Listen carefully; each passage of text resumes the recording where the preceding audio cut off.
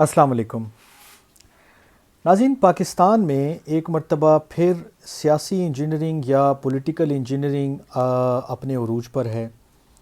वही काम जो हम माजी में देखते रहे हैं, जिसके निशाने पर कभी न कभी कोई न कोई पॉलिटिकल पार्टी रही है।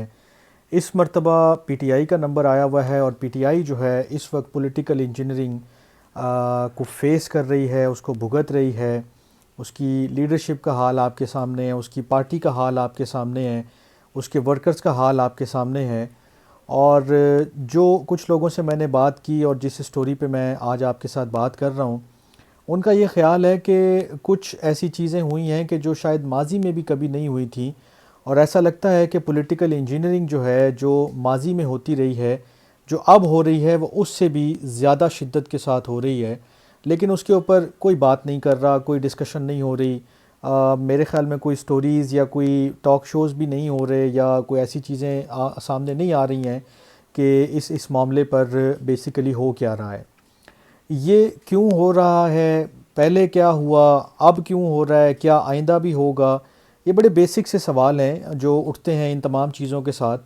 और इन्हीं सवालों का जवाब भी इंशाल्लाह आपके साथ डिस्कस करेंगे आज। लेकिन बात यह है कि पॉलिटिकल इंजीनियरिंग क्या है और वो कैसे ज़ाहिर हो रही है, और पीटीआई उसका विक्टिम कैसे बनी हुई है, उसका बेनिफिशरी कौन है इस वक्त। मसलन अगर एक शख्स या एक पार्टी अगर फेस कर रही है, तो ज़ाहिर सी बात है कोई ना कोई उसका फ़ायदा भी उठा रहा होगा, और फ़ायदा भी उठा रहे हैं। आपने अक्सर व बेशतर जो है वो लेवल प्लेइंग फील्ड का ज़िक्र सुना होगा। आए रोज़ जो है वो बात हो रही है कि जी लेवल प्लेइंग फील्ड नहीं मिल रही है। पीपल्स पार्टी के अगर आप बयानात देखें तो पता चलता है कि जनाब हमने जरदारी साहब को ये टास्क दे दिया है कि आप जो है वो जो पावरफुल स्टेक होल्डर्स हैं उनसे बात करें, जो दीगर पार्टीज़ हैं उनसे बात करें, और फिर पार्टी को बताएं कि हमें लेवल प्लेइंग फील्ड मिलेगी, नहीं मिलेगी, कितनी मिलेगी, क्या मामलात हैं, क्या जो चीज़ें हैं ख़राब हुई हैं उनको कैसे ठीक करना है। आप दूसरी पार्टीज़ का भी बयान उठा के देख लें या उनका मुकदमा देख लें, तो वो यही है कि जी हमें लेवल प्लेइंग फील्ड दे दें और इंतखाबात जो हैं वो साफ़ और शफाफ होने चाहिए।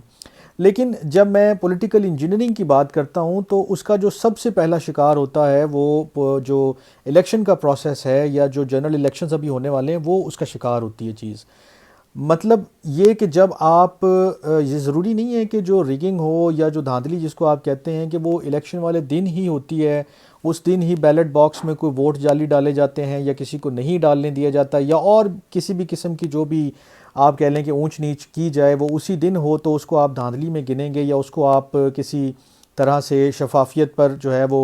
असरअंदाज होता हुआ देखेंगे। मसला ये है कि जब इलेक्शन से पहले बहुत सारी चीज़ें ऐसी हो रही होती हैं कि वो इलेक्शन तक जाते जाते एक बाकायदा आप समझ लें कि एक पूरी एक किस्म की कैंपेन आप कह लें, या एक पूरा एक एक एक टास्क होता है कि जो अचीव हो रहा होता है, और एक ऑब्जेक्टिव जो है वो कंप्लीट हो रहा होता है। तो अभी भी कुछ इसी किस्म की सूरत हाल है जो हम सब देख भी रहे हैं, लेकिन उसके ऊपर कोई खुल के या बात नहीं हो रही किसी भी तरह से, या थोड़ी बहुत अगर कहीं हो रही है तो एटलीस्ट मैंने नहीं सुनी या मैंने नहीं देखी। बहुत ही कम जगहों पर इसका जिक्र हो रहा है। अभी पीटीआई जो है आपके सामने ही उनकी लीडरशिप का क्या हाल है। खान साहब जो हैं, साबिक वज़ीर आज़म इमरान खान साहब, वो जेल में हैं। एक केस में उनको सज़ा हुई, उसमें उनको बेल मिली, लेकिन उसके बाद दूसरे केस में अरेस्ट हो गए, तीसरे में हो गए, चौथे में हो गए। यही हाल उनके बाकी पार्टी लीडर्स का भी है। जो जो अरेस्ट होता है वो जैसे ही निकलता है उसे फिर गिरफ़्तार कर लिया जाता है, और जो गिरफ़्तार होते हैं वो जब तक कोई प्रेस कॉन्फ्रेंस नहीं कर लेते उस वक्त तक उनकी जान बख्शी नहीं होती है। अब प्रेस कॉन्फ्रेंस से आगे बढ़कर अगर वो टॉक शोज़ में एक मतलब इंटरव्यू नहीं दे देते हैं, तब तक उनकी जान नहीं छूटती है। वो गायब रहते हैं, अपने घर वालों से नहीं मिल पाते हैं, या और बहुत सारी मुश्किलात जो हैं वो फेस करते हैं।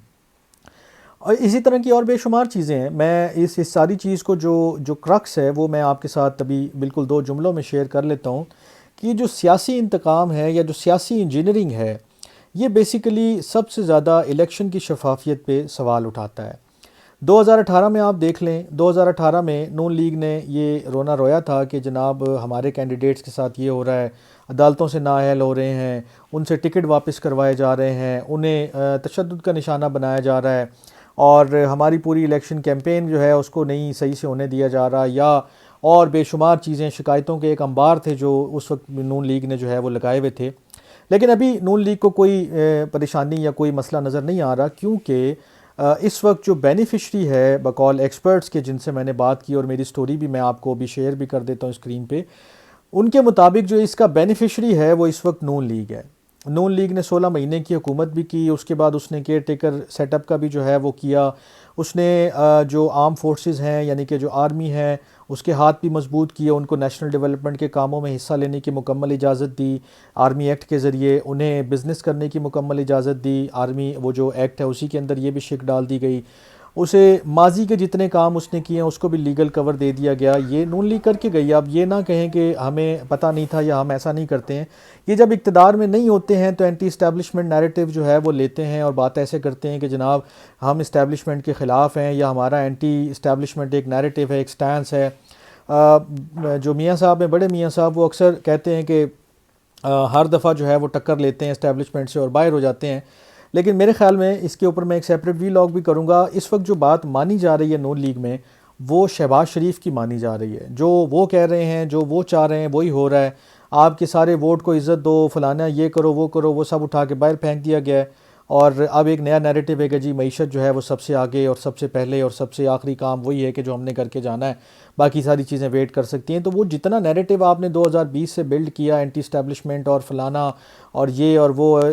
ووٹ کو عزت دو اور فلانا، وہ ساری چیزیں ڈسٹ بن میں پھینک دی ہیں، آپ نے خود اٹھا کے پھینکی ہیں۔ اب آپ ایک نیا نیریٹو بلڈ کر رہے ہیں کہ جی نواز شریف صاحب آئیں گے اور پتہ نہیں کیا ہو جائے گا اور دنیا بدل جائے گی۔ اللہ کرے ایسا ہو، لیکن بظاہر ایسے کوئی امکانات نہیں ہیں، انلیس کہ کوئی آپ ایسا انتظام کر کے گئے ہوں کہ ٹھیک ہے جی ان کے آتے ہی چیزیں درست کرنے کی گنجائش موجود رکھی گئی ہو اور وہ آئیں اور وہ چیزیں ٹھیک کریں اور بات کچھ سمجھ میں آنے لگے۔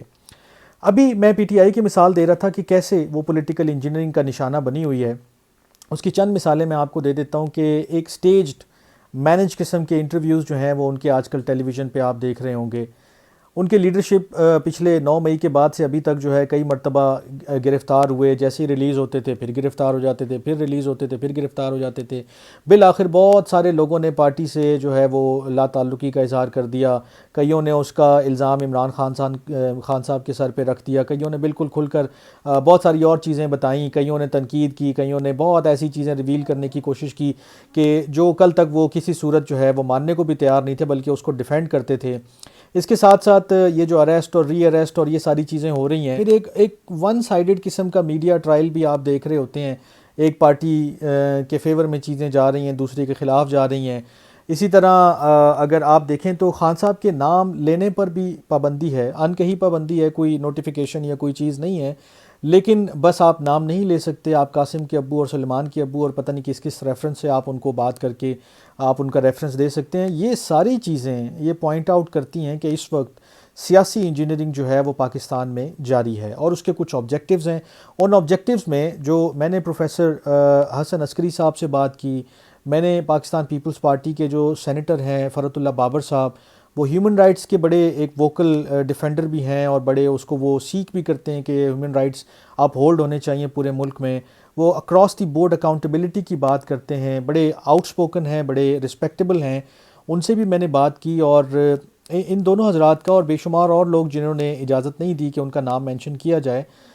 وہ یہ چیز بارہا اور برملا کہتے ہیں کہ جناب اس وقت اگر کوئی یہ کہے کہ پولیٹیکل انجینئرنگ نہیں ہو رہی تو وہ غلط ہے، پولیٹیکل انجینئرنگ ہو رہی ہے۔ اور یہ جو مثالیں میں نے آپ سے شیئر کی کہ اسکرپٹڈ ٹیلی ویژن انٹرویوز، خان صاحب کے نام لینے پر پابندی، اریسٹ کے بعد اریسٹ، اور پھر ایک دو چیزیں جیسے حسن عسکری صاحب نے مجھے بتایا کہ جناب لوگوں کے ریمانڈ ہوتے ہیں اور پھر جب وہ جاتے ہیں تھانوں میں یا جیلوں میں، وہاں سے ان کو کچھ اور لوگ جو ہیں اپنے ساتھ لے جاتے ہیں، پھر ان کے ساتھ مار پیٹ بھی ہوئی ہے، انہوں نے رات مجھے بتایا اور میں نے اپنی سٹوری میں بھی اس کا ذکر کیا، آج ٹریبیون میں چھپی ہے وہ سٹوری۔ تو یہ ایسی بے شمار چیزیں ہیں کہ جو شاید لوگوں کو معلوم ہے لیکن کوئی بات نہیں ہو رہی، کوئی ڈسکشن نہیں ہو رہی، اور بقول حسن عسکری صاحب کے کہ اس کا جو بینیفیشری ہے اس وقت وہ نون لیگ ہے۔ نون لیگ ایک کلیئر کٹ بینیفیشری ہے اور اسی لیے اس کو کوئی اس سے مسئلہ مسائل، کوئی اس سے تکلیف، کوئی پریشانی نہیں ہے۔ 2018 میں گو کہ وہ اس کے وکٹم تھے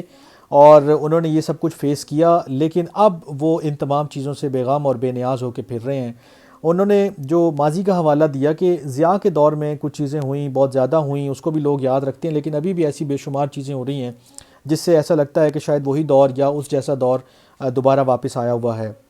پیپلز پارٹی نے بھگتا ہے، پیپلز پارٹی نے بڑے شدید طریقے سے بھگتا ہے سیاسی انجینئرنگ کو، پولیٹیکل انجینئرنگ کو. اس کا ذکر آپ کو کورٹس کی ججمنٹ میں بھی مل جاتا ہے. جو نون لیگ کے ساتھ ہوا اس کا تو ایویڈنس سپریم کورٹ کی ججمنٹس میں بھی موجود ہے. لیکن اس کے باوجود ان کی ایک مکمل خاموشی ہے, آنکھیں بند کی ہوئی ہیں, کیونکہ انہیں نظر آ رہا ہے کہ پنجاب میں پیپلز پارٹی اتنی اسٹرانگ نہیں ہے. پی ٹی آئی جو ہے وہ اپنا جو اس کی اسٹیم تھی یا جو اس کی طاقت تھی وہ لوز کر چکی ہے. اس کی جو میجر جو اس کے لیڈرز تھے, جو یعنی کہ اس پارٹی کے بڑے سرکردہ لیڈرز تھے, وہ یا تو پارٹی چھوڑ چکے ہیں, سیاست چھوڑ چکے ہیں, یا کسی اور پارٹی میں شامل ہو گئے ہیں. تو لہٰذا انہیں ایک میدان تھوڑا سا نا صاف نظر آ رہا ہے. اس لیے وہ اپنے وقتی فائدے کے لیے صرف یہ دیکھ رہے ہیں کہ ہمیں اس سے فائدہ ہو رہا ہے تو بس ٹھیک ہے, کام چلنے دیا جائے, جاری رہنے دیا جائے. آج اگر یہی چیزیں نون لیگ کے ساتھ ہونے لگ جائیں, یا میرے خیال میں اللہ نہ کرے کہ کسی کے ساتھ بھی ہوں, لیکن اگر ہوتی ہیں تو پھر وہ اپنا مقدمہ وہیں سے شروع کریں گے کہ جناب فلانے جنرل صاحب نے, فلانے جج صاحب نے,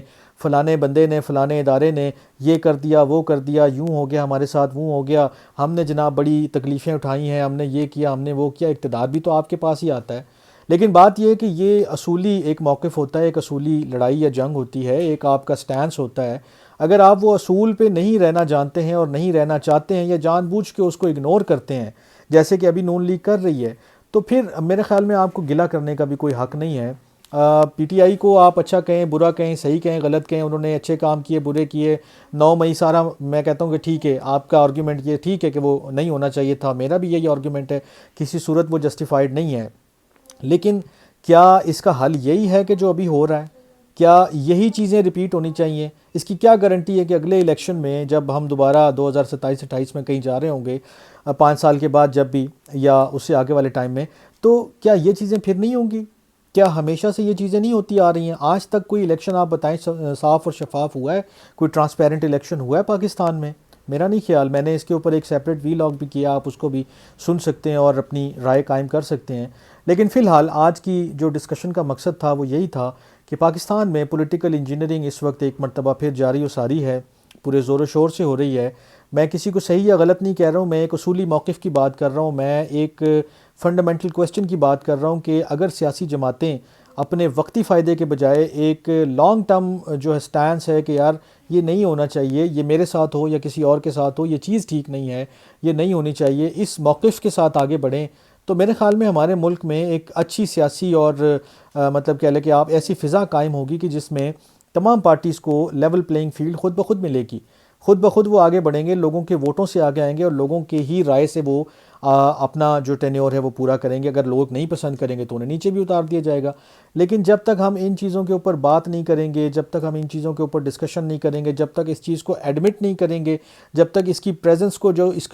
کا ہونا جو ہے, اس کے وجود کو تسلیم نہیں کریں گے, تب تک میرے نہیں خیال کہ چیزیں بہتری کی طرف جائیں گی. اور یہ جو آج کی ڈسکشن ہے, یہ جو آپ کی آج کی جو میں نے آپ سے بات چیت کی ہے, اس کا بہرحال مقصد یہ تھا کہ ایک چیز جو پہلے ہوتی رہی ہے وہ اب پھر ہو رہی ہے, لیکن جو اس کے مطلب آپ کہہ لیں بینیفیشری ہیں, انہیں اس سے کوئی مسئلہ نہیں ہے, کوئی پریشانی نہیں ہے. تو باقی جو وکٹمز ہیں وہ ہمیشہ سے ہی شور کرتے ہیں, بات کرتے ہیں, آواز اٹھاتے ہیں, کوشش کرتے ہیں کہ کوئی ان کے حق کی بات کرے. تو بہرحال یہ سلسلہ ختم ہونا چاہیے, اس کو کہیں نہ کہیں تھمنا چاہیے. اور میرا یہی مقصد تھا کہ آپ سے یہی بات کروں. آج کے وی لاگ سے اتنا ہی. اپنا بہت خیال رکھیے گا. اللہ نگہبان.